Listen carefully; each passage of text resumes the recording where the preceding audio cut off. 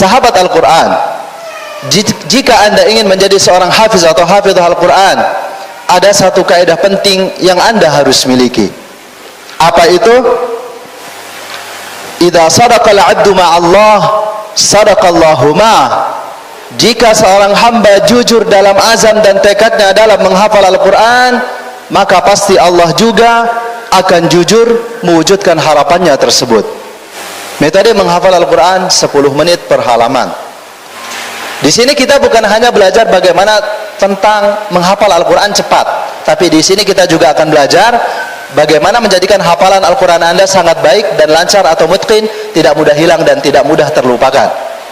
Syarat yang pertama, jika Anda ingin mudah menghafal Al-Quran dengan metode ini adalah tersenyum bahagia. Survei membuktikan orang yang banyak tersenyum bahagia itu lebih cepat, lebih mudah menghafal Al-Quran daripada orang yang gampang marah atau gampang emosi. Menurut penelitian, Anda marah 5 menit kepada suami Anda atau kepada istri Anda atau kepada anak Anda, marah 5 menit, maka itu akan membuat daya tahan tubuh Anda, imun Anda akan mengalami stres selama 6 jam. Ketika Anda tersenyum bahagia, ada yang disebut dengan hormon endorfin dan serotonin di dalam tubuh Anda meningkat. Hormon endorfin itu fungsinya untuk mendatangkan good mood, mood yang baik. Sementara hormon serotonin itu fungsinya untuk menumbuhkan benih-benih kebahagiaan yang membuat kita semakin berenergi, semakin bertenaga, dan semakin semangat. Oleh sebab itu kita lihat orang yang banyak tersenyum bahagia itu kelihatannya lebih berenergi daripada orang yang gampang marah atau gampang emosi. Dan yang paling penting, ya, hubungan antara menghafal Al-Quran dengan tersenyum bahagia adalah ternyata tersenyum bahagia itu mampu meningkatkan daya fokus dan konsentrasi. Jadi nanti sebelum Anda mulai menghafal Al-Quran, Anda tersenyum bahagia dulu. Ya, itu dari sisi pandangan medis, ya, dari sisi pandangan kesehatan. Sekarang kita lihat dari sisi pandangan agama. Rasulullah Shallallahu Alaihi Wasallam bersabda, ya, tabassumuka fi wajhi akhika sadaqah. Senyum tulusmu di hadapan saudaramu adalah sedekah. Bahkan di dalam hadis yang dilawatkan oleh Abu Darda, beliau berkata kepada Rasulullah, "Ya Rasulullah, dullani 'alal khair yudkhilunil jannah." Ya Rasulullah, tunjukkan kepadaku amalan yang membuat aku bisa masuk ke dalam surga. Beliau mengatakan, "La taghdab walakal jannah." Jangan marah, maka untukmu surga. Syarat yang kedua, banyak mengkonsumsi air putih atau banyak minum air mineral. Allah Subhanahu wa taala berfirman di dalam surah Al-Anbiya ayat ke-30, "Wa ja'alna minal ma'i kulla syai'in hayyin." Dan kami jadikan semua yang hidup itu berasal dari air. Semua makhluk hidup Allah ciptakan berasal dari air. Unsur tubuh kita, di dalam tubuh kita kandungan air itu kurang lebih 80%. Sehingga ketika tubuh kita kekurangan air atau mengalami dehidrasi, maka pada saat itu fungsi-fungsi berpikir kita melemah. Tingkat fokus dan konsentrasi kita juga tidak baik, hingga akhirnya kita lelet, lemot, lambat loading, dan lain sebagainya. Menurut penelitian, otak kita kandungan airnya kurang lebih 75%. Otak kita kandungan airnya kurang lebih 75%. Sehingga ketika otak kita kekurangan air, kekurangan cairan, maka pada saat itu tubuh kita atau otak kita juga akan kekurangan oksigen. Efeknya ketika tubuh kita kekurangan oksigen atau otak kita kekurangan oksigen adalah, ya, sel-sel dalam otak kita tidak aktif. Sel-sel dalam otak kita tidak berkembang, bahkan sel-sel dalam otak kita bisa mati. Otak tidak bisa menjalankan fungsinya dengan baik, yaitu menghafal Al-Quran, ketika otak mengalami kekurangan air. Sehingga, ya, yang ditimbulkan efeknya kita mudah mengantuk. Mengantuk, menguap, itu indikasi otak kekurangan oksigen dan kekurangan air. Ya. Syarat yang ketiga, memilih tempat. Penting dalam menghafal Al-Quran, kita memilih tempat. Carilah tempat, ya, di tempat itu tidak ada yang mengganggu fokus pendengaran Anda. Carilah tempat, di tempat itu tidak ada yang mengganggu fokus penglihatan Anda, baik itu gambar yang tidak bergerak ataupun gambar yang bergerak, sehingga mampu memalingkan fokus dan konsentrasi Anda. Dan carilah tempat, di tempat itu tidak ada yang mengganggu fokus pikiran Anda. Ya, jangan sampai Anda menghafal Al-Quran di situ Anda ingat hutang, Anda ingat mantan. Tapi tempatnya juga jangan terlalu nyaman. Misalkan menghafal Al-Quran, ya, di kamar tidur, kamarnya ber-AC lagi. Syarat yang keempat adalah memilih waktu. Penting dalam menghafal Al-Quran kita memilih waktu. Menurut penelitian, waktu yang paling bagus, waktu yang paling efektif, waktu yang paling produktif dalam menghafal Al-Quran yaitu waktu fajar, 1 jam sebelum subuh dan 1 jam setelah sholat subuh. Dalilnya Allah Subhanahu wa taala berfirman di dalam surah Al-Isra ayat ke-78, "Aqimis salata liduluki syamsi ila ghasaqil laili wa qur'anal fajr, inna qur'anal fajri kana mashhuda." Di dalam ayat ini Allah menggabungkan antara Al-Qur'an dan waktu fajar. Kenapa? Karena bacaan Al-Quran kita, ya, hafalan Al-Quran kita yang kita baca di waktu fajar itu disaksikan oleh Allah dan disaksikan oleh para malaikat. Bahkan kalau kita melihat histori sejarah diturunkannya Al-Quran, maka kita banyak menjumpai Al-Quran lebih banyak diturunkan di malam hari daripada di siang hari. Allah Subhanahu wa taala berfirman, "Inna anzalnahu fi lailatul qadr." Sesungguhnya kami menurunkan Al-Quran di malam Lailatul Qadar. Syarat yang kelima, memilih guru. Memilih guru Al-Quran. Penting dalam menghafal Al-Quran itu ada guru, ada syekh Al-Quran. Kenapa? Karena Al-Quran itu bukan kitab otodidak, bukan kitab yang bisa dipelajari sendiri. Kalau Anda ingin belajar bahasa Inggris tanpa guru bisa. Anda beli bukunya, Anda beli kamusnya, belajar di mbah Google bisa. Tapi kalau Al-Quran, sebanyak apapun buku tajwid Anda, sebanyak apapun koleksi YouTube Anda, sebanyak apapun ya koleksi kaset Anda, kalau Anda tidak punya guru Al-Quran, dikhawatirkan banyak terjadi kesalahan. Rasulullah Shallallahu Alaihi Wasallam diturunkan kepadanya Al-Quran, tapi Rasulullah tidak belajar Al-Quran sendiri. Rasulullah ada gurunya. Siapa guru Rasulullah? Malaikat Jibril alaihissalam. Ketika Malaikat Jibril alaihissalam turun membawa wahyu Al-Quran, Rasulullah belajar Al-Quran dari lisan Jibril. Bahkan Rasulullah Shallallahu Alaihi Wasallam menghafal Al-Quran dari lisan Jibril. Di dalam riwayat dikatakan Malaikat Jibril alaihissalam datang setiap tahunnya untuk mendengarkan hafalan Al-Quran Rasulullah. Bahkan di tahun terakhir Rasulullah wafat, Malaikat Jibril alaihissalam datang 2 kali untuk mendengarkan dan mengkoreksi hafalan Al-Quran Rasulullah. Memilih guru Al-Quran atau mencari guru Al-Quran atau mencari syekh Al-Quran, ya, jangan terlalu jauh sehingga memberatkan kita. Artinya kita boleh menjadikan orang-orang terdekat kita sebagai partner dan sahabat Al-Quran. Anda silahkan menjadikan suami Anda sebagai sahabat Al-Quran, atau istri Anda sebagai sahabat Al-Quran, atau anak Anda, keluarga Anda sebagai partner Al-Quran. Syarat yang keenam adalah memilih mushaf Al-Quran. Memilih mushaf Al-Quran itu ada 3 kriterianya. Yang pertama, ketika Anda sedang menghafal Al-Quran, gunakanlah satu jenis cetakan Al-Quran sampai Anda menyelesaikan hafalan Al-Quran Anda. Jangan gonta-ganti mushaf Al-Quran. Kenapa harus menggunakan satu jenis cetakan Al-Quran? Karena ketika kita menghafal Al-Quran dengan menggunakan satu jenis cetakan Al-Quran, itu akan membantu fokus dan konsentrasi kita. Yang kedua, ketika Anda sedang menghafal Al-Quran, gunakanlah mushaf Al-Quran yang berukuran sedang. Yang ketiga, gunakanlah mushaf Al-Quran berwarna. Ya, hindari menghafal Al-Quran dengan menggunakan mushaf Al-Quran hitam putih. Ternyata warna itu memiliki efek yang sangat besar kepada jiwa dan psikologi kita. Sebelum Anda mulai menghafal Al-Quran, Anda harus jawab pertanyaan ini. Pertanyaan pertama adalah, apa tujuan Anda menghafal Al-Quran? Orang yang punya tujuan dalam menghafal Al-Quran, ya, tentu dia punya semangat dan motivasi untuk menyelesaikan hafalan Al-Qurannya. Tapi orang yang tidak punya tujuan dalam menghafal Al-Quran, ya, dia tidak termotivasi dan tidak punya semangat untuk menyelesaikan hafalan Al-Qurannya. Jadikan tujuan utama dalam menghafal Al-Quran, mengharap ridho Allah dan hubungan kita semakin dekat dengan Allah melalui Al-Quran. Kalau Anda tidak punya tujuan dalam menghafal Al-Quran, agak sulit rasanya Anda bisa menyelesaikan hafalan Anda. Pertanyaan kedua, kapan Anda ingin menjadi seorang hafiz atau hafidh Al-Quran? Sebutkan jangka pendek dan sebutkan jangka panjangnya. Syarat untuk mendapatkan sesuatu itu dengan mudah ada 2 syaratnya. Yang pertama, targetnya jelas. Yang kedua, ukurannya jelas. Kalau Anda ingin menghafal Al-Quran, targetnya jelas, insya Allah Anda akan mudah merealisasikannya. Kalau Anda ingin menghafal Al-Quran tidak punya target, ya, mungkin Anda bisa menghafal Al-Quran, tapi nanti di akhir hayat.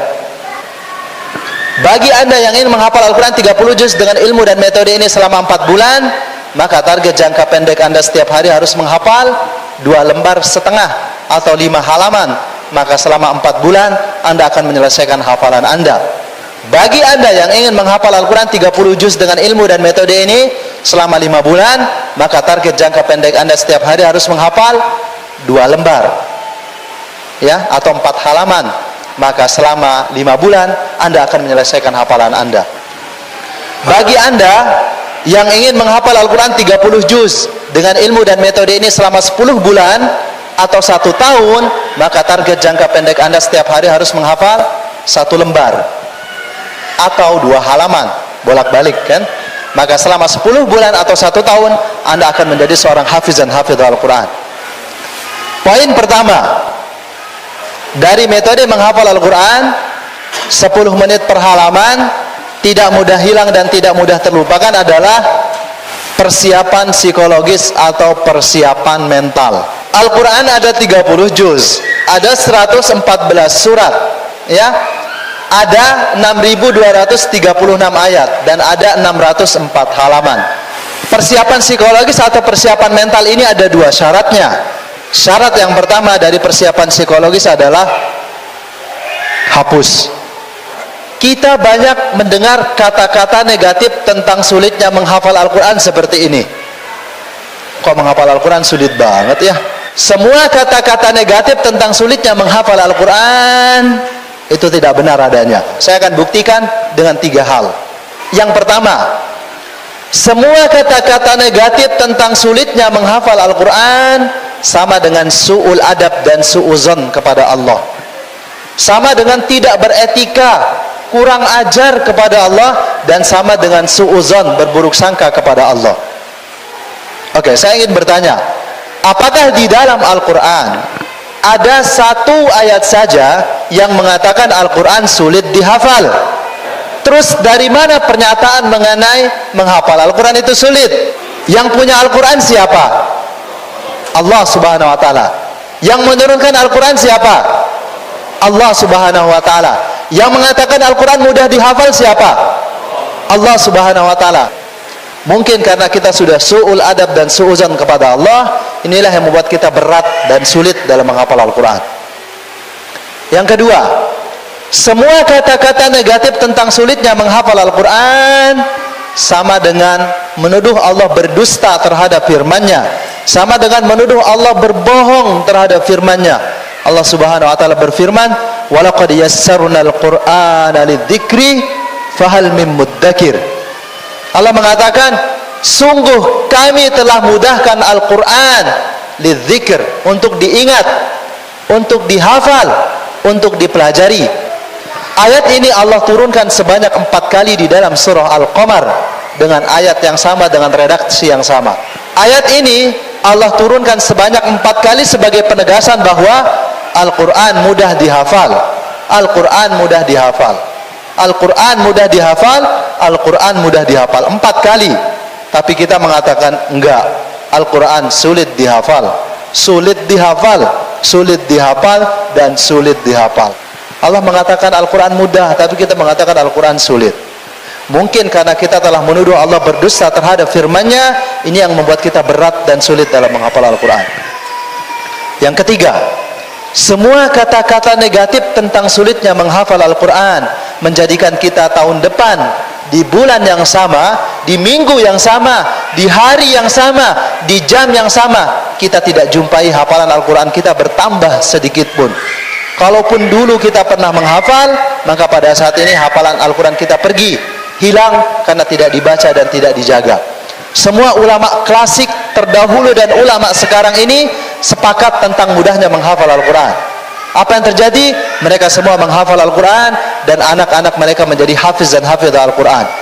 Kita yang mengatakan Al-Quran sulit dihafal, kita yang mengatakan bahasa Al-Quran sulit dihafal, kita yang mengatakan mustahil bisa menghafal Al-Quran, sampai saat ini tidak menghafal Al-Quran, dan anak-anak kita tidak menjadi hafiz dan hafidh Al-Quran.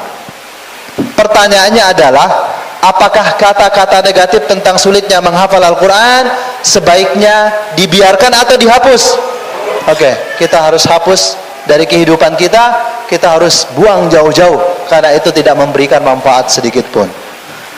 Oke, setelah dihapus, jangan biarkan kosong. Ya, syarat yang kedua dari persiapan psikologis adalah ganti. Semua kata-kata negatif tentang sulitnya menghafal Al-Quran kita sudah hapus. Sekarang gantilah dengan kalimat-kalimat positif mengenai mudahnya menghafal Al-Quran. Misalkan, ternyata menghafal Al-Quran itu mudah. Insya Allah saya bisa menjadi seorang hafiz atau hafidh Al-Quran. Coba Anda tulis di dalam kertas yang terpisah, ya, tulisan sendiri. Ya, saya mau diktekan, ya, kata-kata, ya, yang ini menjadi komitmen Anda dalam menghafal Al-Quran. Tulisannya begini, kata-katanya begini. Bismillahirrahmanirrahim. Ya Allah ya Rabbi, tolong bantu saya untuk menjadi seorang hafiz Al-Quran 30 juz mutqin di tahun, silakan Anda pilih pada bulan. Tentukan sendiri bulannya bulan berapa. Kemudian pada tanggal. Kalau Anda tahu tanggalnya, Anda pasti tahu harinya. Nanti paling bagus Anda tulis harinya. Dan pada jam. Pada jam berapa? Terus tulis paling bawah, Allahumma amin ya rabbal alamin. Kata-kata ini sekaligus doa. Sekaligus doa dan komitmen kita kepada Allah dalam menghafal Al-Quran. Nanti tulisannya itu ditulis ulang atau ditulis bagus, simpan di pembatas hafalan Al-Quran Anda. Jadi nanti sebelum Anda ingin menghafal Al-Quran, Anda baca dulu komitmen Anda kepada Allah, ya, atau Anda simpan di saku Anda setiap kali Anda mau sholat, dibawa berdoa kepada Allah, atau di tempat yang mudah terlihat. Sahabat Al-Quran, kalau Anda tidak yakin, Anda tidak bisa ngapal Al-Quran. Apakah kira-kira ada orang yang yakin Anda bisa ngapal Al-Quran? Ada nggak? Nggak ada. Anda nggak yakin, apalagi orang lain. 1000 orang yang mengatakan Anda tidak pantas menjadi hafiz dan hafidh Al-Quran, itu biasa. Tapi seorang diri Anda yang mengatakan Anda tidak bisa menghafal Al-Quran, maka Anda akan binasa. Sahabat Al-Quran, tak satupun orang di dunia ini yang mampu membuat Anda menjadi sukses tanpa persetujuan dan keputusan dari Anda. Tak satupun orang di dunia ini yang mampu membuat Anda menjadi gagal tanpa persetujuan dan keputusan dari Anda. Tak seorang pun di dunia ini mampu membuat Anda menjadi seorang hafidh Al-Quran tanpa persetujuan dan keputusan dari Anda. Rasulullah sallallahu alaihi wasallam bersabda, "Tafa'alu bil khairi tajiduh." Optimislah selalu dengan kebaikan, maka Anda akan mendapatinya. Di dalam hadis qudsi juga dikatakan, Allah Subhanahu wa taala berfirman, "Ana 'inda dhanni 'abdi bi, falyadunnu bi ma syaa." Aku tergantung dari prasangka hambaku kepadaku, maka hendaklah ia berprasangka apa saja tentangku. Poin kedua, dari metode menghafal Al-Quran 10 menit per halaman tidak mudah hilang, tidak mudah terlupakan adalah rahasia. Hafalan Al-Quran mudah hilang, mudah terlupakan, itu karena berada di short term memory, memori ingatan jangka pendek. Kalau Anda ingin hafalan Al-Quran Anda mutqin, lancar, tidak mudah hilang dan tidak mudah terlupakan, caranya mudah. Caranya Anda kirim, Anda transfer hafalan Al-Quran yang berada di short term memory, memori ingatan jangka pendek, Anda kirim ke dalam memori ingatan jangka panjang atau long term memory. Kalau hafalan Al-Quran Anda sudah berada di memori ingatan jangka panjang atau long term memory, maka hafalan Al-Quran tersebut insya Allah sangat mutqin, sangat lancar, tidak mudah hilang, tidak mudah terlupakan. Mau tahu caranya? Membayangkan atau mengimajinasikan. Rahasianya ini, menjadikan hafalan Al-Quran tidak mudah hilang dan tidak mudah terlupakan. Ternyata di saat Anda membaca dan mengulang hafalan Al-Quran Anda dengan bergantung terhadap keberadaan mushaf Al-Quran, baik memegang, melihat dan membuka mushaf Al-Quran, itulah sebenarnya yang menjadikan hafalan Al-Quran Anda tidak lancar-lancar, tidak mutqin, berada di short term memory, dan tidak percaya diri. Ketika Anda sudah berhasil menghafal satu halaman dari Al-Quran, atau berhasil menghafal satu surat atau satu juz dari Al-Quran, maka langsung tutup mushaf Al-Quranmu dan jauhkan mushaf Al-Quranmu. Sekarang baca dan ulangi hafalan Al-Quran tersebut dengan hafalanmu, ya, tanpa bergantung dengan memegang dan lihat mushaf Al-Quran. Insya Allah dengan cara seperti itu, hafalan Al-Quran yang berada di memori ingatan jangka pendek akan ditransfer, dikirim ke dalam memori ingatan jangka panjang, sehingga tidak mudah hilang dan tidak mudah terlupakan. Menurut teori otak, ya, otak kita itu dibagi menjadi dua. Ada yang disebut dengan otak pikiran sadar dan otak pikiran bawah sadar. Ya, pikiran sadar itu menentukan kesuksesan 12%, sementara pikiran bawah sadar itu menentukan kesuksesan 88%. Ya, orang lebih banyak menggunakan pikiran sadarnya yang 12% daripada menggunakan pikiran bawah sadarnya 88%. Ternyata cara kerja pikiran bawah sadar kita itu dengan membayangkan, mengimajinasikan. Ketika Anda banyak membayangkan diri Anda menjadi seorang hafiz atau hafidz Al-Quran 30 juz, banyak Anda lakukan, sering Anda lakukan, maka pikiran bawah sadar Anda akan mengatakan, ya, Anda hafiz Al-Quran. Dia tidak mengenal, oh ya, kamu belum hafiz, nanti saja. Karena cara kerja pikiran bawah sadar itu searah, ini nyata dan ini terjadi. Ya, meskipun Anda, ya, belum hafiz Al-Quran, ya, karena cara kerjanya ini nyata dan ini terjadi. Kalau Anda banyak melakukan, membayangkan diri, mengimajinasikan diri menjadi seorang hafiz Al-Quran 30 juz, maka pikiran bawah sadar Anda akan mengatakan, ya, Anda hafiz Al-Quran. Kita tidak akan menjadi seorang hafiz Al-Quran 30 juz kalau di dalam pikiran bawah sadar kita tidak ada kosakata hafiz Al-Quran 30 juz. Kalau Anda ingin menjadi seorang hafiz Al-Quran 30 juz, maka install, ya, kata hafiz Al-Quran 30 juz dalam bawah sadar Anda, pikiran bawah sadar Anda. Apakah Anda sudah pernah membayangkan diri menjadi seorang hafiz atau hafidz Al-Quran? Mari sejenak kita membayangkannya sambil berdoa kepada Allah. Lakukan nanti di dalam sujud kita, di dalam permintaan kita, dalam permohonan kita. Banyak, ya, berdoa kepada Allah sambil membayangkan diri Anda menjadi seorang hafiz Al-Quran 30 juz. Poin ketiga kan adalah pemanasan otak. Ternyata otak kita juga ada pemanasannya. Mungkin Anda cepat menghafal Al-Quran, bagus hafalan Anda, baik hafalan Anda, tapi karena Anda tidak melakukan pemanasan otak, itu yang membuat otak kita hang, error, lambat loading. Cara pemanasan otak sebelum mulai menghafal Al-Quran. Ketika Anda duduk dan siap untuk menghafal Al-Quran, janganlah langsung memulai untuk menghafal. Ini salah besar dan ini yang kita lakukan. Anda perlu waktu sekitar 5-6 menit untuk pemanasan otak sebelum mulai menghafal Al-Quran. Pemanasan otak caranya seperti ini. Bacalah apa saja yang Anda hafal dari Al-Quran melalui hafalan Anda, tanpa memegang dan melihat mushaf Al-Quran selama 5-6 menit sebelum menghafal Al-Quran. Jadi nanti, ya, sebelum kita mulai menghafal Al-Quran, yang paling pertama kita siapkan adalah diri kita. Dalam melakukan pemanasan otak ini, syaratnya kita tidak boleh pegang Al-Quran, tidak boleh buka dan tidak boleh lihat Al-Quran.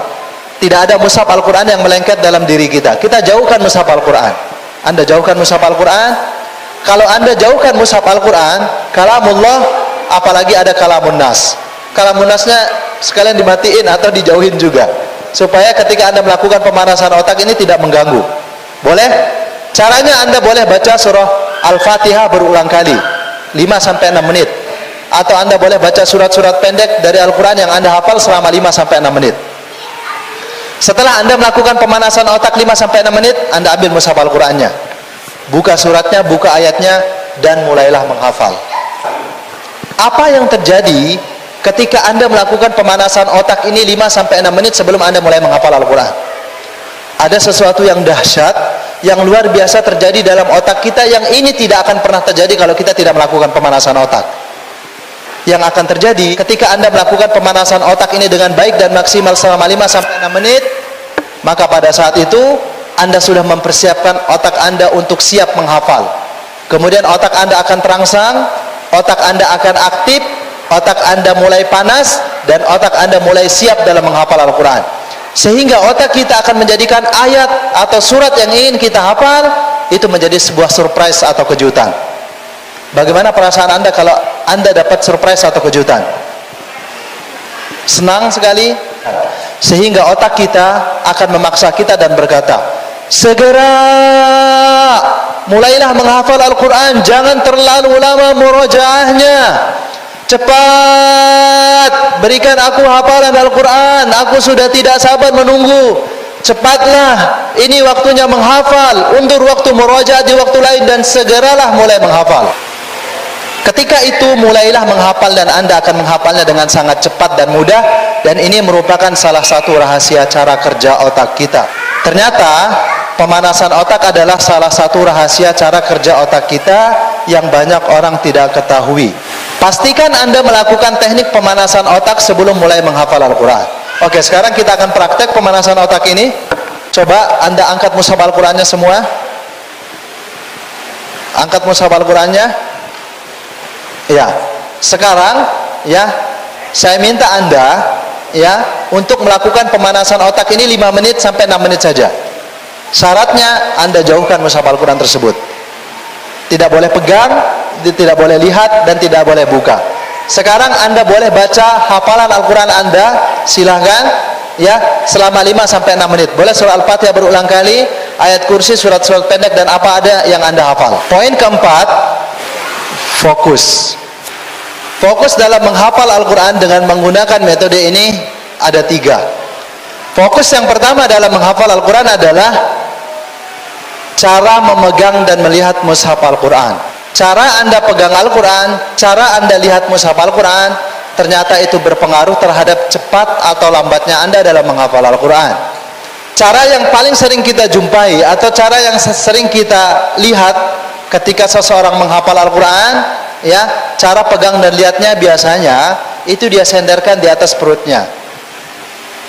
Yang jelas mushaf Al-Quran itu berada di bawah, ya, kepalanya nunduk, matanya lihat ke bawah seperti ini. Atau biasanya kalau kita duduk dengan melipat kaki atau ya bersila, itu simpannya di atas pangkuan. Pada umumnya yang paling sering kita jumpai ketika orang sedang menghafal Al-Quran itu meletakkannya di bawah. Ya, dia menunduk dan matanya melihat seperti ini. Ternyata ini adalah cara memegang dan lihat mushaf Al-Quran yang salah ketika kita sedang menghafal Al-Quran.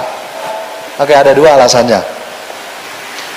Cara memegang dan lihat mushaf Al-Quran ketika Anda sedang menghafal Al-Quran, Anda letakkan di bawah, ya, secara psikologi, secara kejiwaan, ya, ketika seseorang melakukan muhasabah diri, introspeksi diri, mawas diri, nginget dosa, nginget kesalahan, menangis, bersedih, menyesal, itu ngelihatnya kemana? Ngelihatnya ke bawah kan? Jangan sampai ketika Anda sedang hafal Al-Quran, letakkan Al-Quran di bawah seperti ini. Ya, ketika Anda sedang hafal Al-Quran, maka pada saat itu semua kata-kata negatif tentang sulitnya, beratnya menghafal Al-Quran yang Anda dulu sudah hapus, yang Anda dulu sudah buang, itu datang lagi. Datang lagi, ya, dan makin nancap, sehingga Anda akan mengatakan, ya Allah, kok ayat ini sulit banget ya, kayaknya nggak mungkin dah 10 menit per halaman. Yang kedua, cara memegang dan melihat mushaf Al-Quran Anda letakkan di bawah, ya, ini adalah cara yang mengundang ngantuk, yang membuat Anda tidak fokus, tidak konsentrasi dengan baik. Cara memegang dan melihat mushaf Al-Quran yang benar di saat kita sedang menghafal Al-Quran itu ada 3 caranya. Anda bebas pilih pakai yang mana.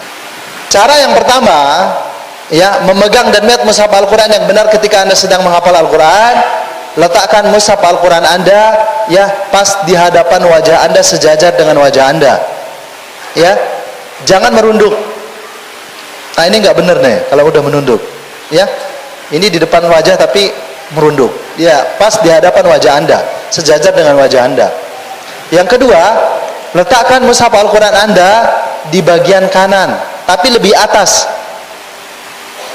ya, di bagian kanan tapi lebih atas dari yang pertama. Yang ketiga, letakkan mushaf Al-Quran Anda di bagian kiri tapi lebih atas, seperti cara yang kedua, tapi ini bagian kiri atas. Yang pertama alasannya, cara memegang dan melihat mushaf Al-Quran yang benar di hadapan wajah Anda, sejajar dengan wajah Anda seperti ini, atau bagian kanan atas atau bagian kiri atas, Alasan yang pertama, cara memegang dan melihat mushaf Al-Quran cara tersebut adalah cara yang paling efektif, cara yang paling bagus, cara yang paling produktif untuk meningkatkan fokus dan konsentrasi kita dibanding dengan cara memegang dan melihat mushaf Al-Quran selain daripada cara tersebut.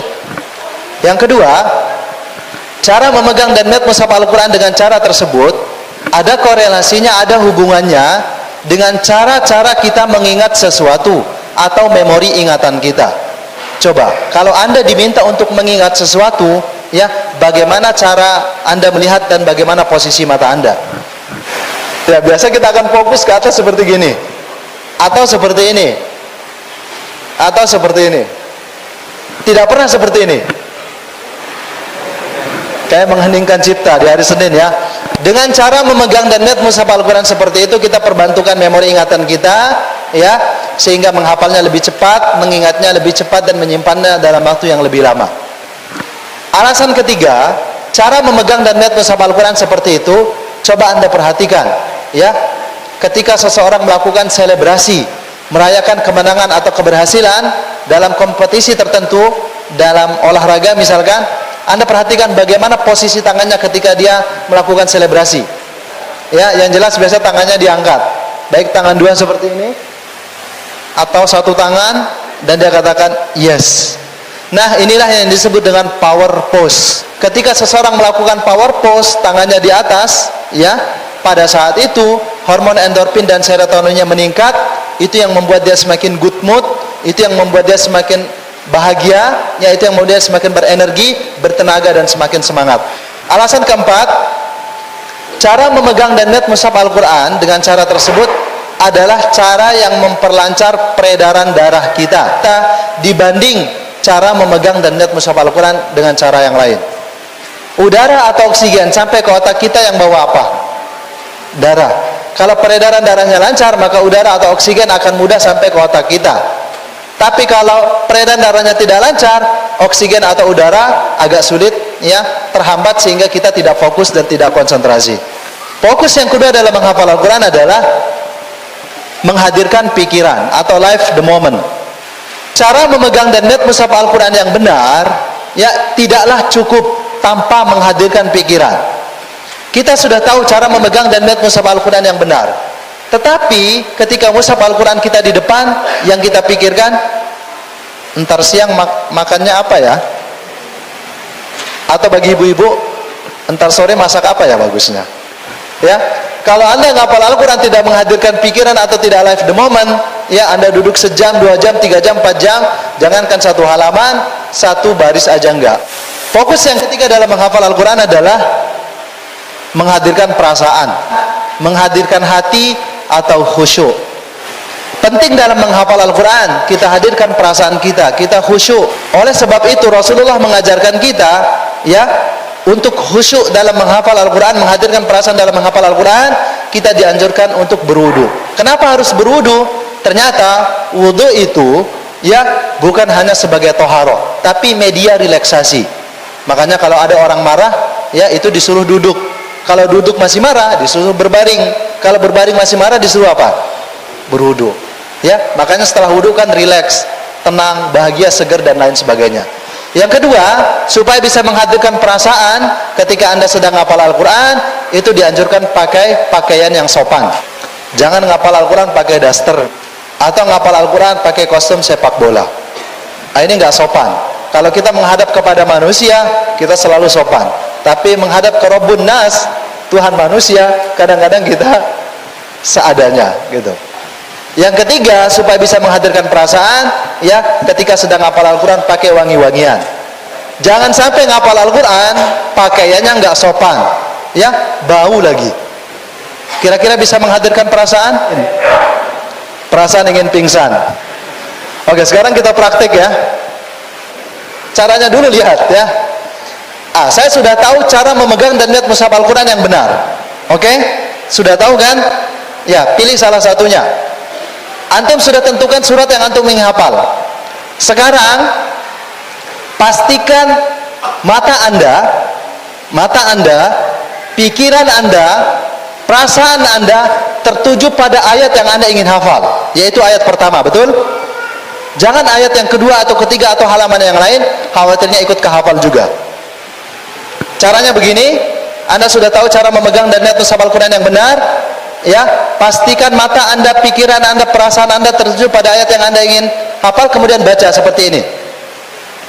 Tabarakalladzi biyadihil mulku wa huwa ala kulli syai'in qadir. Tabarakalladzi biyadihil mulku wa huwa ala kulli syai'in qadir. Perhatikan, ketika Anda baca satu kali, ya, ada orang yang Allah berikan ketika dia membaca satu kali dia langsung hafal. Ketika Anda baca satu kali dan Anda langsung menghafalnya atau ayatnya sudah terbayang, maka pada saat itu langsung turunkan mushaf Al-Quran Anda, tutup mata Anda, baca dan ulangi lebih banyak dan lebih sering melalui hafalan Anda dengan cara membayangkan, mengimajinasikan ayatnya. Kalau sekali Anda belum hafal, baca dua kali.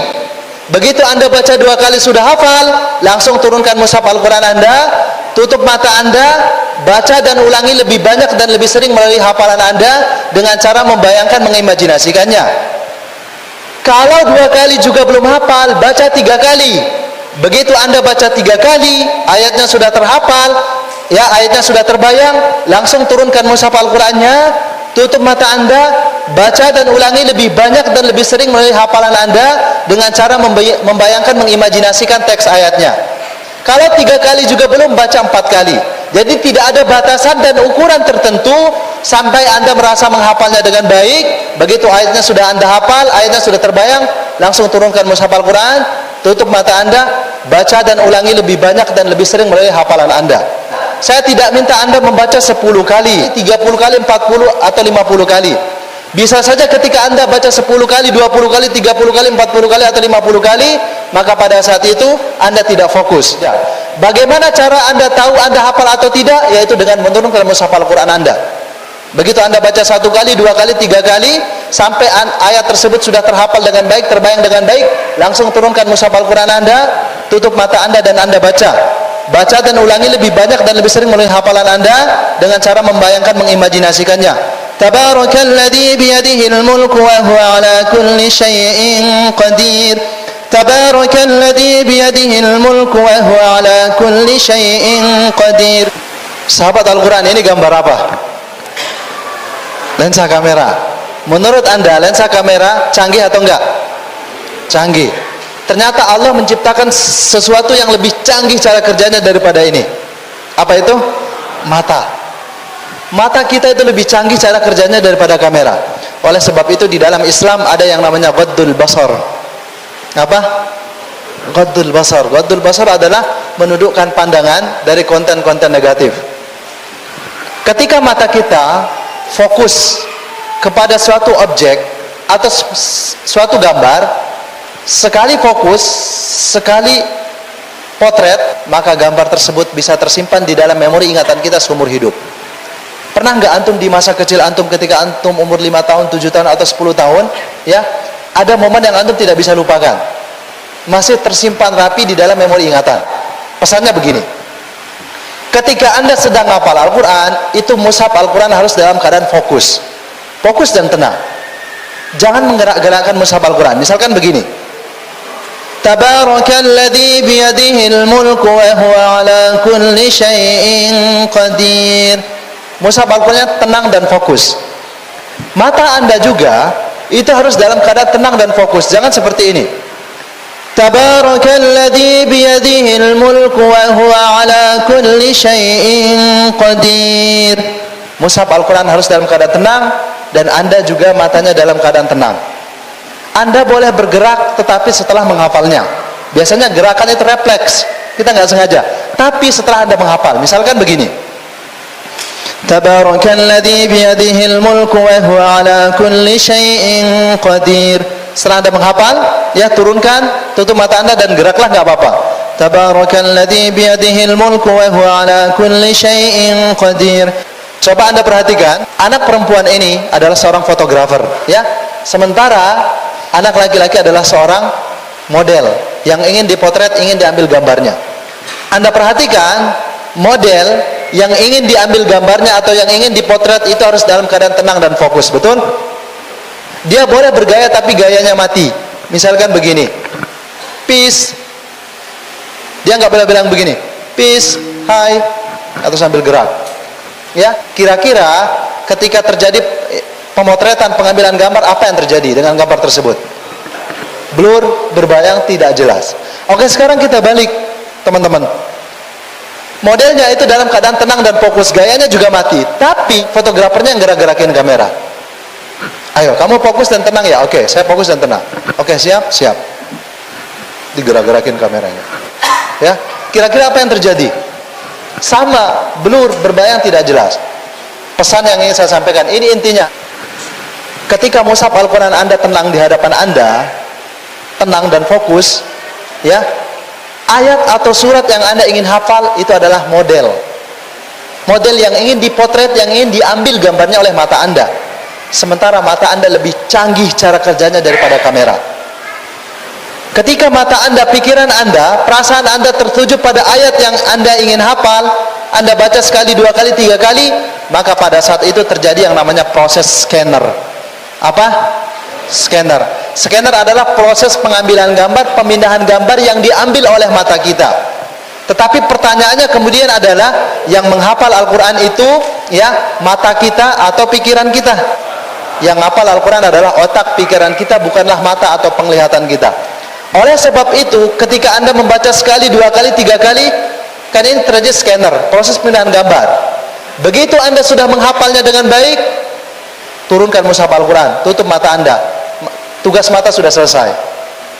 Sekarang gunakan otak pikiran Anda untuk membacanya lebih banyak dan lebih sering melalui hafalan Anda dengan cara membayangkan, mengimajinasikan teks ayatnya. Catatan penting, bacalah dan ulangilah dalam alam hayalan dan imajinasi Anda, karena sesungguhnya yang membaca itu adalah otak pikiran kita, bukanlah mata atau penglihatan kita. Betapa banyak orang yang buta menghafal Al-Quran, tetapi tidak banyak orang yang memiliki mata sempurna, memiliki dua mata yang baik, tidak menghafal Al-Quran dan tidak menjadi seorang hafiz atau hafidh Al-Quran.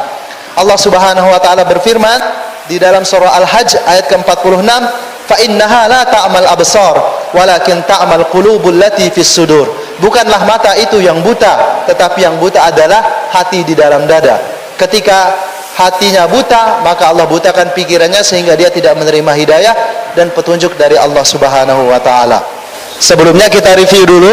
Tadi ada 4 poin yang kita pelajari. Poin yang pertama apa? Persiapan psikologis atau persiapan mental. Yang kedua, membayangkan atau mengimajinasikan. Yang ketiga, pemanasan otak. Yang keempat, fokus. Poin kelima dari metode menghafal Al-Quran 10 menit per halaman, tidak mudah hilang dan tidak mudah terlupakan, adalah pernafasan. Tidak banyak orang tahu, ya, ternyata pernapasan yang benar atau teknik pernapasan yang benar itu dapat membuat hafalan Al-Quran Anda berlipat-lipat menjadi 3-5 kali lebih kuat dan lebih cepat daripada sebelumnya. Dengan teknik pernapasan yang benar, Anda dapat menghafal satu ayat hanya sekali baca, hanya sekali lihat. Ilmiahnya begini, kita semua butuh oksigen. 20% dari jumlah oksigen yang ada di dalam tubuh Anda akan diperlukan dan didistribusikan ke otak Anda. Sahabat Al-Quran, ya, bagian tubuh kita atau organ tubuh kita yang paling sensitif terhadap kekurangan oksigen adalah otak kita. Kenapa? Karena 20% oksigen dari 100 oksigen yang masuk ke dalam tubuh kita, 20%-nya adalah kebutuhan dan keperluan otak kita. Sehingga ketika otak kita kekurangan oksigen, maka pada saat itu banyak penyakit-penyakit fatal dan mematikan yang akan terjadi. Tetapi dampak yang paling ringan, ya, yang diakibatkan ketika otak kekurangan oksigen adalah menguap atau mengantuk. Biasanya kita di bulan Ramadan, ya, tidur lama, begitu bangun masih menguap, masih mengantuk. Apakah harus tidur lagi? Enggak. Pada saat itu kondisinya otak kita kekurangan oksigen. Jika 20% kebutuhan oksigen ini sudah terpenuhi di dalam otak kita, ya, maka otak kita akan fresh, tidak berat, lebih cepat menghafal serta menyimpan dalam waktu yang lebih lama. Karena menghafal Al-Quran adalah aktivitas dan pekerjaan otak, maka pastikan kita telah memberikan pasokan oksigen yang cukup untuk otak kita sebelum mulai kegiatan menghafal Al-Quran, agar menghafal Al-Quran terasa lebih mudah, lebih cepat, dan lebih fokus insyaallah. Jadi sebelum Anda menghafal Al-Quran, jadi pastikan kebutuhan otak Anda, air dan oksigen itu sudah terpenuhi. Apabila itu terpenuhi, insyaallah kita akan lebih cepat dan lebih mudah dalam menghafal Al-Quran. Sekarang kita akan belajar teknik pernapasan, bagaimana memaksimalkan oksigen yang ada di dalam otak kita bisa 20%, sehingga kita lebih cepat dan lebih mudah dalam menghafal Al-Quran. Teknik pernapasan ini Anda bisa lakukan minimal 3 kali sebelum menghafal Al-Quran. Semakin sering semakin baik dan maksimal. Jadi teknik pernapasan berikut ini tujuannya untuk memaksimalkan oksigen di dalam otak kita yang 20%, sehingga ya otak kita lebih fresh dan lebih mudah dalam menghafal Al-Quran. Dan ini Anda lakukan minimal 3 kali sebelum menghafal Al-Quran. Caranya, tarik napas yang panjang dan dalam melalui hidung, kemudian tahanlah di perut Anda selama 8 detik. Kemudian lepaslah perlahan-lahan melalui mulut Anda. Lakukanlah teknik pernapasan tersebut dengan rileks dan tenang. Jadi tujuan daripada teknik pernapasan ini adalah relaksasi. Teknik pernapasan caranya, ya, Anda lakukan tarik napas yang panjang dan dalam melalui hidung, kemudian tahan udara atau oksigen tersebut di perut Anda selama 8 detik. Daripada ngitung 1, 2, 3, ya, Anda boleh menggantinya dengan tasbih 8 kali. Jadi Anda tarik napas yang panjang dan dalam, kemudian tahan di perut Anda selama 8 detik dan ucapkan subhanallah 8 kali. Boleh subhanallah atau yang lain, tidak masalah. Jadi tidak harus subhanallah. Jadi subhanallah, subhanallah, subhanallah, subhanallah, subhanallah, subhanallah, subhanallah, subhanallah. Kemudian Anda keluarkan perlahan-lahan dengan rileks dan tenang. Teknik pernapasan ini, ya, syaratnya mulut tidak boleh terbuka dan suara tidak boleh keluar. Kalau mulut terbuka, suara keluar, maka teknik pernapasannya batal. Contoh, subhanallah, batal nggak? Batal. Jadi maksudnya ini lakukan di dalam hati. Ya, saya kasih contoh tadi supaya Anda bisa mengikuti. Ya, dan ini disesuaikan tentunya dengan kemampuan kita. Ya, tapi ngitungnya juga jangan terlalu cepat. Subhanallah, subhanallah, subhanallah, subhanallah. Ya, santai saja. Kan ini lakukan relaksasi, ya, dengan rileks dan tenang. Itu Anda lakukan minimal 3 kali sebelum menghafal Al-Quran. Tujuannya supaya oksigen di dalam otak Anda terpenuhi kebutuhannya 20%. Adapun ketika Anda memulai untuk menghafal, Anda menarik napas dalam melalui hidung dan keluarkan secara bersamaan dengan ayat yang Anda baca. Napas dan ayat keluar secara bersamaan karena Anda tidak dapat membaca sementara napas Anda tertahan. Jadi ketika kita sedang hafal Al-Quran, teknik pernapasan caranya, Anda tarik napas yang panjang, nggak harus panjang, sesuaikan saja, kemudian langsung keluarkan berbarengan dengan ayat tersebut. Contohnya begini, Tabarakalladzi biyadihil mulku wa huwa ala kulli syai'in qadir. Tabarakalladzi biyadihil mulku wa huwa ala kulli syai'in qadir. Lakukan itu dengan rileks dan tenang. Ya, jangan ditahan 8 detik lagi. Kalau Anda tahan 8 detik setengah mati. Saya tidak merekomendasikan itu dan itu salah. Contohnya saya tahan 8 detik.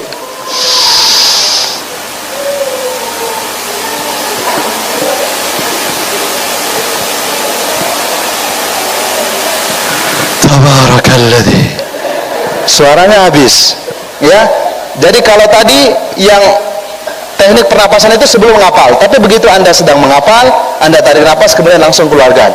Dan ini tidak setiap ayat, tidak setiap kalimat Anda harus menarik napas, disesuaikan saja. Kalau misalkan Anda tidak fokus, tidak konsen, ya, baru tarik napas lagi, ya. Jadi disesuaikan dengan keperluan atau kebutuhan. Jangan sampai Anda paksakan setiap ayat, setiap kalimat harus menarik napas, sehingga Anda begitu dapat satu halaman, Anda sesak napas. Perhatikan langkah-langkahnya, ya. Ini ringkasan dari tadi yang semua, supaya Antum tahu alurnya. Yang pertama, pastikan Anda sudah melakukan poin-poin di atas sebelum menghafal. Tadi 6 syarat. Pertama, tersenyum bahagia. Dan tersenyum bahagia dulu. Kalau di awal Anda tidak lolos syarat ini, kemungkinan kesannya agak berat. Termasuk Anda maksimal minum air putih, pilih tempat, pilih waktu, dan lain sebagainya. Kemudian tadi yang 5, persiapan psikologis Anda sudah mantap, membayangkan, mengimajinasikan, pemanasan otak, kemudian fokus, dan terakhir pernapasan. Anggap Anda sudah lakukan itu. Langkah berikutnya, tentukan halaman atau surat yang Anda ingin hafalkan. Kemudian berikutnya, lakukan teknik pernapasan di atas minimal 3 kali sebelum mulai menghafal. Langkah berikutnya, apabila ayatnya panjang, Anda boleh berhenti pada tanda baca atau wakaf yang ada. Jadi tidak harus satu ayat yang Anda hafal. Kalau ayatnya pendek, sekali napas bisa. Contoh misalkan, amma yatasaalun, sekali napas bisa kan? Bisa. Tapi kalau ayatnya panjang, Anda boleh berhenti pada tanda baca atau wakaf yang ada. Contoh misalkan surah Al-Maidah, ya ayyuhalladzina amanu awfu bil'uqud. Itu kan masih panjang tuh. Berhenti pada tanda baca atau wakaf yang ada. Jadi gunakan wakaf itu sebagai untuk disambung-sambung sampai ayatnya selesai. Ini teman-teman, cara menghafal zaman now. Caranya begini. Hafalkanlah ayat per ayat dengan cara tersebut sampai jumlah target yang Anda ingin hafal. Oke? Janganlah menghubungkan ayat demi ayat sampai Anda benar-benar menghafal sempurna halaman tersebut. Tenang saja, ayat-ayat di atas yang Anda sudah hafalkan dengan cara tersebut, insya Allah masih tersimpan di dalam short-term memory atau memori ingatan jangka pendek yang kemudian Anda hanya perlu menguraikannya saja.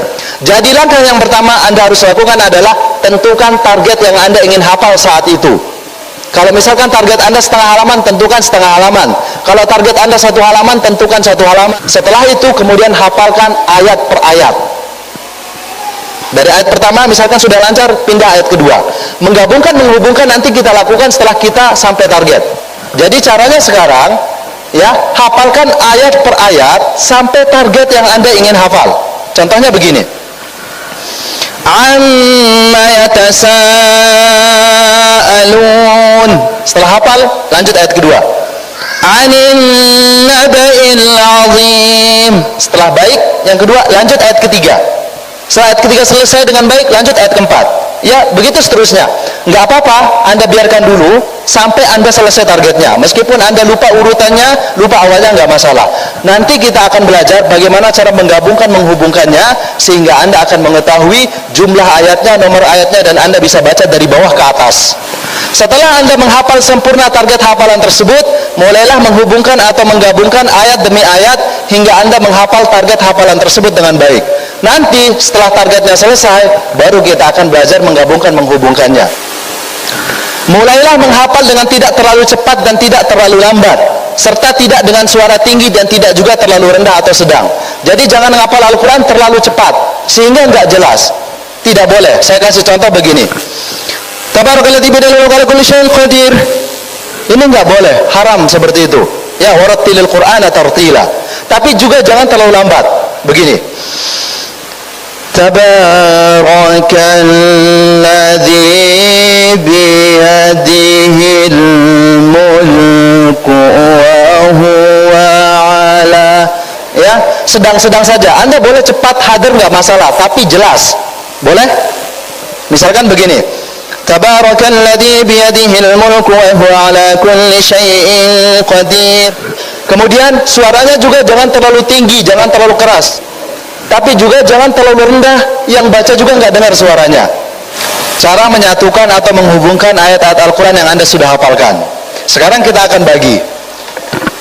Secara umum, surat dalam Al-Quran itu dibagi menjadi 2. Ada namanya surat Makkiyah dan ada namanya surat Madaniyah. Berdasarkan pembagian ini, kita akan melakukan menggabungkan atau menghubungkan. Oke, sekarang kita mulai dari surat Makkiyah. Apabila dalam satu halaman terdapat banyak ayat atau surat Makkiyah, maka menghubungkan atau menggabungkan ini Anda bisa lakukan 5 ayat sampai akhir halaman. Manfaatnya, Anda akan mudah mengetahui nomor ayat dalam halaman tersebut. Surat Makkiyah, contohnya itu suratnya pendek. Suratnya pendek, tapi ayatnya banyak. Contoh misalkan, biasanya terdapat dalam juz 30. Saya kasih contoh misalkan surah An-Naba. Surah An-Naba keseluruhannya ada 40 ayat, betul? Tapi satu halaman surah An-Naba biasanya kalau Al-Quran hafalan itu ada 30 ayat. Ya, 30 ayat ini banyak atau sedikit? Ya, itu banyak. Saya yakin kita tidak bisa fokus ya sekaligus banyak gitu. Kalau yang Anda hafal itu surat-surat seperti ini atau surat Makkiyah ya, suratnya pendek atau dalam halaman itu banyak banget ayatnya, maka cara menggabungkan atau menyatukannya setelah target Anda selesai, lakukan 5 ayat 5 ayat. Contohnya, anggap saja kita ambil surah An-Naml, maka yang 30 ayat ini ya, di awal Anda gabungkan 5 dulu. Amma yatasaalun 'anil naba'il 'azim alladzi hum fihi mukhtalifun. Ya, kalla saya'lamun, thumma kalla saya'lamun. Setelah lancar yang 5 ini, kemudian 5 ayat berikutnya dari ayat 6 sampai ayat 10. Setelah lancar 6 sampai 10, gabung ayat 1 sampai 10. Yang lancar berapa ayat? 10 ayat. Kemudian lancarkan 5 ayat berikutnya lagi dari ayat 11 sampai ayat 15. Setelah lancar 11 sampai 15, gabung ayat 1 sampai 15. Kemudian 5 ayat berikutnya lagi dari ayat 16 sampai ayat 20. Setelah lancar 16 sampai 20, gabung ayat 1 sampai 20. Kemudian 5 ayat berikutnya lagi dari ayat 21 sampai 25. Setelah lancar 21 sampai 25, gabung ayat 1 sampai 25. Kemudian 5 ayat berikutnya 26 sampai 30. Begitu lancar 26 sampai 30, sekarang gabung dari atas. Set gitu. Setidaknya saya punya 3 alasan kenapa harus melakukan 5 ayat 5 ayat. Yang pertama, kita lakukan 5 ayat 5 ayat yaitu untuk mempermudah kita, karena kita tidak bisa fokus sekaligus banyak. Oke? Yang kedua, dengan kita lakukan 5 ayat 5 ayat, kita bisa mengetahui jumlah ayat dalam halaman tersebut meskipun kita nggak hitung. Yang ketiga, dengan cara seperti itu ya, ayat yang banyak seperti itu, insya Allah antum akan mudah mengetahui nomor ayatnya. Misalkan, coba sebutkan ayat kelima surah An-Naba, tsumma kalla saya'lamun. Kenapa antum tahu? Karena antum berhenti pada ayat kelima. Coba baca ayat ke-10 surah An-Naba, wa ja'alnal laila libasa. Kenapa Anda tahu? Karena Anda berhenti pada ayat ke-10. Jadi dia lebih teratur, lebih rapi. Sekarang kita masuk ke surat Madaniyah. Karena karakteristiknya sedikit berbeda. Apabila dalam satu halaman terdapat hanya beberapa ayat saja atau surat Madaniyah, maka menghubungkan atau menggabungkan ini Anda bisa lakukan ayat per ayat, atau 2 ayat 2 ayat, atau 3 ayat 3 ayat, tergantung jumlah ayat dalam halaman tersebut. Surat Madaniyah berbeda dengan surat Makkiyah ya. Surat Madaniyah itu suratnya panjang-panjang. Dalam satu halaman hanya ada beberapa ayat saja. Bahkan ada yang satu halaman hanya 1 ayat, ayatul dain. Contoh surah Ali Imran ya. Surah Ali Imran keseluruhannya ada 200 ayat. 200 ayat ya, dan halaman pertama surah Ali Imran itu hanya ada 9 ayat. Yang satu halaman ini Anda bagi jadi 3. 3 ayat pertama Anda lancarkan, kemudian 3 ayat berikutnya, kemudian gabung ayat 1 sampai 6, kemudian 3 ayat berikutnya, setelah itu gabung keseluruhan. Set gitu. Pola dan sistem menghafal Al-Quran yang benar dan tepat. Karena ada yang kurang benar dan ada yang kurang tepat, teman-teman. Yaitu dengan menggunakan 4 level dalam menghafal Al-Quran. Pada dasarnya ya, level dalam menghafal Al-Quran itu ada 4. Tetapi di Indonesia hanya menggunakan 2. Makanya saya tidak terlalu percaya, teman-teman, kalau ada orang yang berhasil menghafal Al-Quran di Indonesia 1 tahun atau 2 tahun hanya menggunakan 2 level. Saya tidak terlalu trust, tidak terlalu percaya langsung mutqin. Atau mungkin mutqin, tapi mutqin mu'aqqad, mutqin sementara, tidak dibaca 3 hari 4 hari hilang, cari lagi dan begitu seterusnya. Level yang pertama dalam menghafal Al-Quran itu disebut dengan level Al-Hifz. Coba Anda perhatikan gambarnya, di mana seorang peserta ya, seorang murid menyetorkan hafalan Al-Qurannya kepada sahabatnya atau kepada gurunya. Coba Anda perhatikan gambar, murid itu atau peserta itu tidak memegang dan melihat mushaf Al-Quran, betul? Yang lihat Al-Quran siapa? Gurunya. Nah, di level ini, di mana seorang peserta, seorang santri menyetorkan hafalan Al-Qurannya kepada gurunya tanpa memegang, tanpa melihat mushaf Al-Quran. Ya, meskipun nggak dibuka, ya jangan dipegang. Saya punya beberapa catatan penting di level Al-Hifz ini. Yang pertama, catatan saya di level Al-Hifz, level Al-Hifz adalah bawabah, pintu gerbang. Bawabatu hifzin jamil, pintu gerbang hafalan yang bagus. Itu artinya di level ini antum tidak boleh ada muttasahul, tidak boleh menggampang-gampangkan, tidak boleh memudah-mudahkan, dan kesalahan itu tidak boleh banyak. Kesalahan di sini tidak boleh banyak, ya. Kesalahan maksimal itu ada 3. Kalau kesalahannya lebih dari 3, itu dianggap belum hafal. Kalau kesalahannya banyak di level al-hifz, antum akan rasakan di level yang kedua. Dan hafalan Al-Quran di level ini masih berada di memori ingatan jangka pendek, karena hanya baru store begitu saja. Level kedua adalah menghafal Al-Quran. Ya, di level kedua ini, ya, hafalan Al-Quran akan berada di memori ingatan jangka panjang, insya Allah. Level kedua dalam menghafal Al-Quran adalah level at-tikror. Level at-tikror, ya. Definisi at-tikror dengan antum berbeda. Kalau at-tikror yang selama ini, ya, yang kita maknai itu asna al-hifz, ketika kita sedang hafal. Tapi at-tikror yang saya maksud di sini ba'dal hifz, setelah kita menghafalnya. Coba antum perhatikan gambar. Tadi peserta ini yang menyetor hafalan Al-Quran kepada gurunya. Oke? Posisi mushaf Al-Qurannya antum lihat. Al-Qurannya jauh dari dia, dalam keadaan tertutup, dan dia tidak melihatnya, betul? Ya, saya minta Anda, ya, untuk membaca hafalan tersebut yang Anda sudah setorkan kepada teman Anda tadi. Berapa ayat pun yang Anda sudah setorkan, Anda baca 5 kali, atau 10 kali, atau 20 kali, atau 40 kali. Yang saya rekomendasikan Anda lakukan di angka 20. Itu sedang-sedang saja. Kalau 40 itu terlalu berat, 5 dan 10 itu terlalu ringan. Ya, Anda baca dengan hafalan Anda. Cara menghitungnya begini. Misalkan Anda menghafal 10 ayat. Ya, cara menghitungnya, Anda baca dari ayat 1 sampai 10 itu baru kehitung 1. Anda baca lagi dari 1 sampai 10 itu baru kehitung 2. Anda baca lagi dari 1 sampai 10 itu baru kehitung ketiga. Jangan ayat 1 Anda baca 20 kali, ayat kedua baca 20 kali, ayat ketiga 30 kali. Enggak seperti itu. Kemudian ada sesuatu yang terjadi. Apa yang terjadi? Anda akan lupa, betul? Anda akan ragu-ragu. Ya, mungkin ada terjadi kesalahan atau ada ayat yang lewat, sehingga Anda akan mengatakan ini yang benar, ya, wallahu bima ta'maluna khabir, atau wallahu khabirum bima ta'malun. Ada ayat-ayat yang mutasyabihat. Kalau Anda lupa, kalau Anda salah, kalau ada ayat yang ragu-ragu, maka pada saat itu Anda dibolehkan untuk membuka mushaf Al-Quran. Tujuannya Anda koreksi dan Anda konfirmasi. Setelah Anda mengoreksi hafalan tersebut dan Anda sudah tahu benar dan Anda yakin, pada saat itu langsung tutup mushaf Al-Qurannya. Langsung ditutup, ya, jauhkan lagi, ya, Anda tidak boleh memegang dan melihatnya. Artinya Anda boleh pegang Al-Quran, lihat Al-Quran, buka Al-Quran kalau terdapat kesalahan. Kalau tidak terdapat kesalahan, lakukan seperti ini. Jauhkan Al-Quran, tutup Al-Quran, ya, jangan pegang Al-Quran. Bisa dipahami?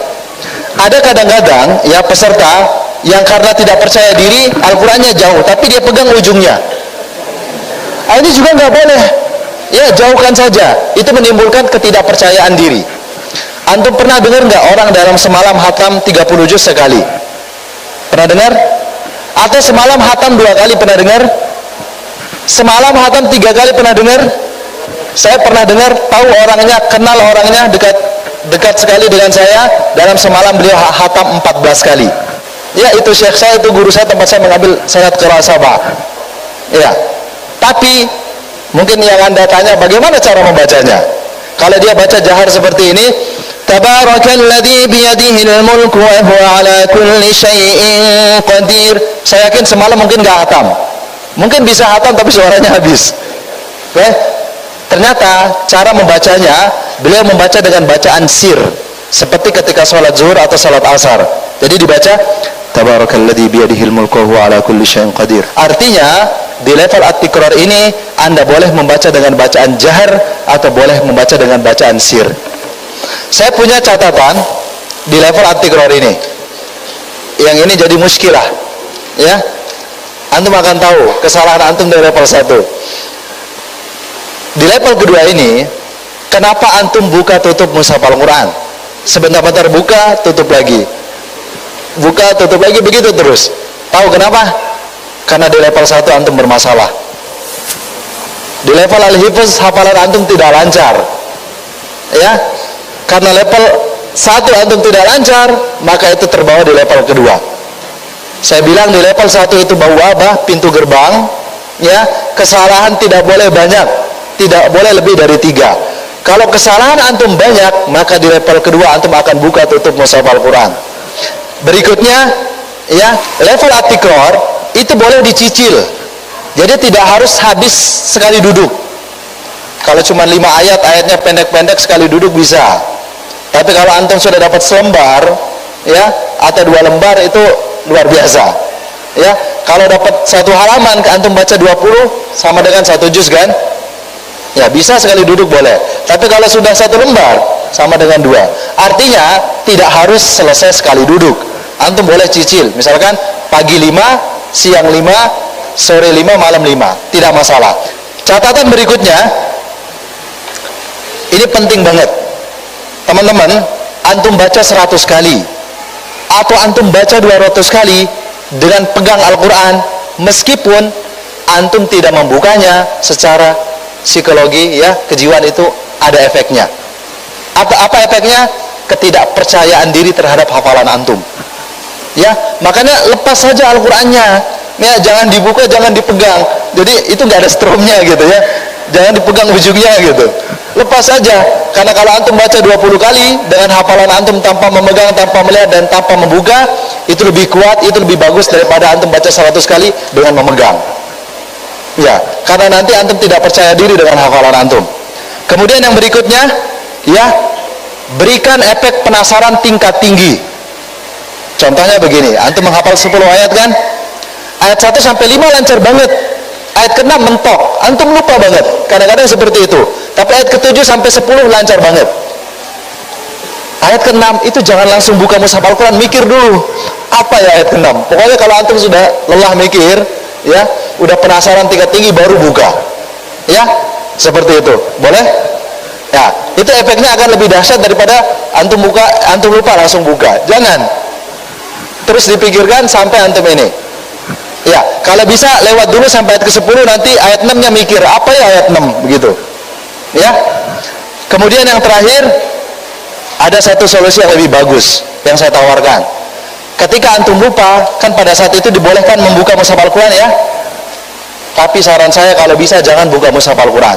Antum mending tanya teman antum atau tanya guru antum.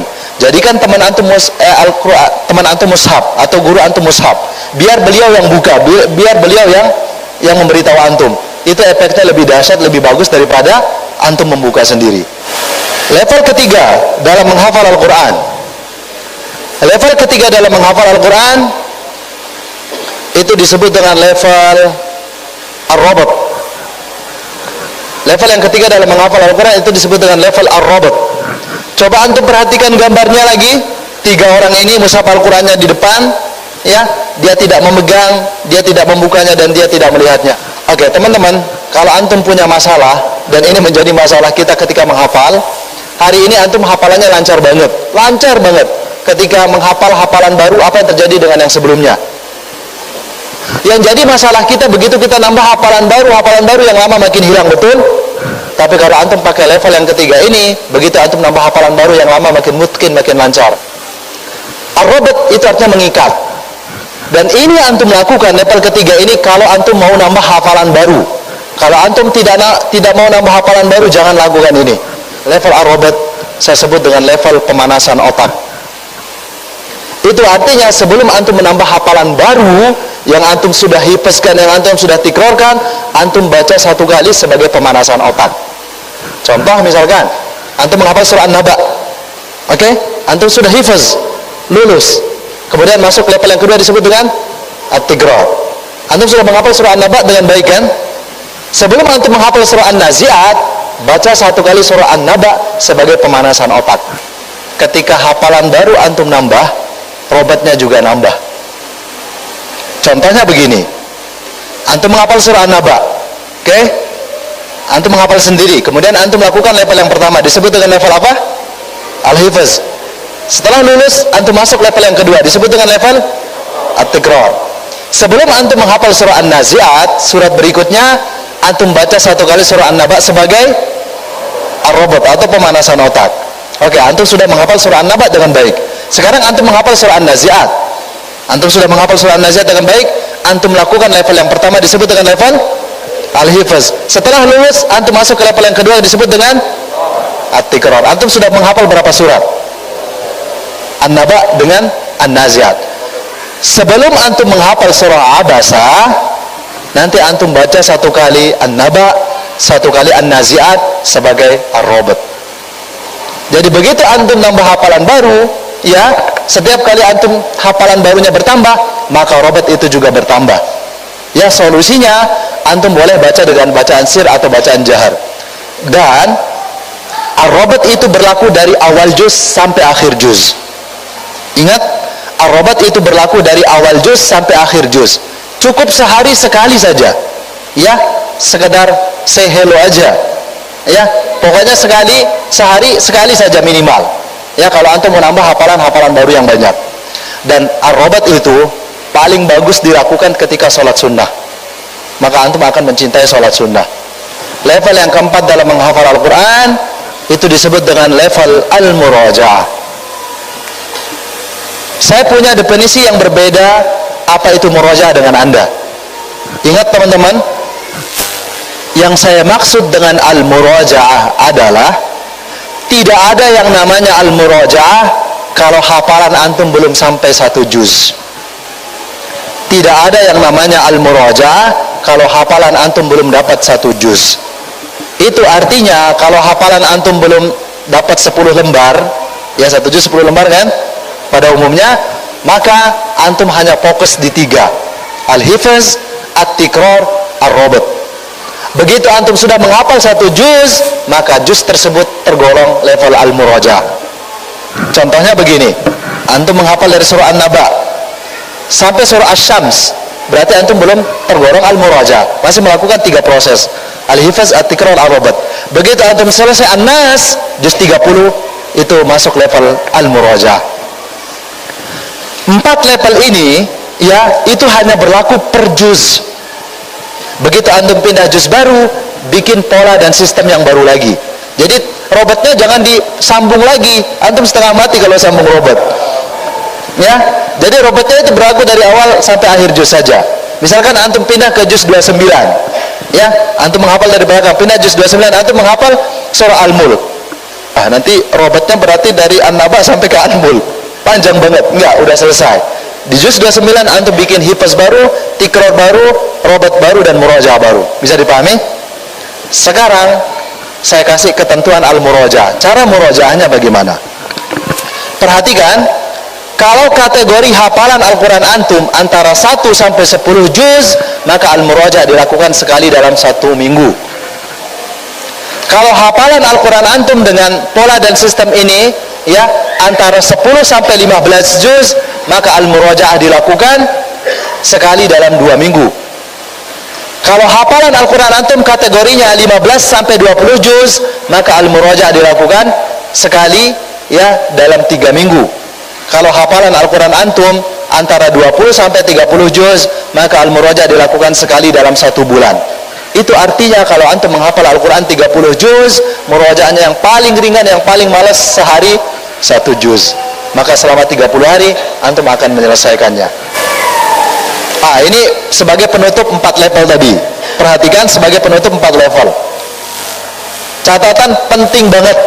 4 level tersebut, yaitu level Al-Hifz, At-Tikrar, Ar-Robot, Al-Muraja'ah, dilakukan tanpa memegang, membuka, dan melihat kepada mushaf Al-Quran. Yang 4 level itu antum lakukan tanpa memegang, tanpa membuka, dan tanpa melihat mushaf Al-Quran.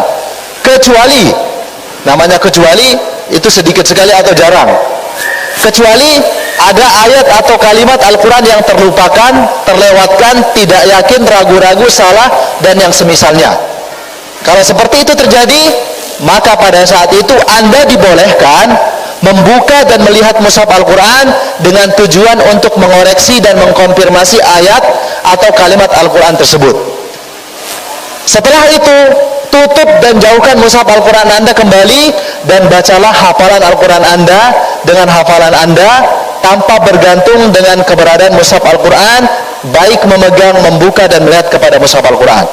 Poin yang terakhir dari metode menghafal Al-Quran ini adalah bertawakal dan berserah diri kepada Allah Subhanahu wa taala. Ini yang paling terakhir. Setelah kita berjuang, pada akhirnya kita bertawakal. Anda dapat menghafal Al-Quran dalam waktu yang relatif singkat dan cepat adalah merupakan karunia dan pertolongan dari Allah. Kita bisa menghafal Al-Quran cepat, mutqin, ya, mudah. Itu murni karena pertolongan dari Allah, bukan karena kita pintar, cerdas atau junius. Ada ya yang profesor, junius, cerdas tapi tidak menghafal Quran. Ada orang yang IQ-nya rendah, di bawah standar tapi bisa menghafal Al-Quran. Tawakal itu adalah aktif dan selalu mencari cara agar bisa merealisasikan harapan. Tawakal dengan malas itu bedanya tipis. Tawakal itu aktif, malas itu pasif. Allah Subhanahu wa taala berfirman, "Fa idza azamta fatawakkal 'ala Allah, innallaha yuhibbul mutawakkilin."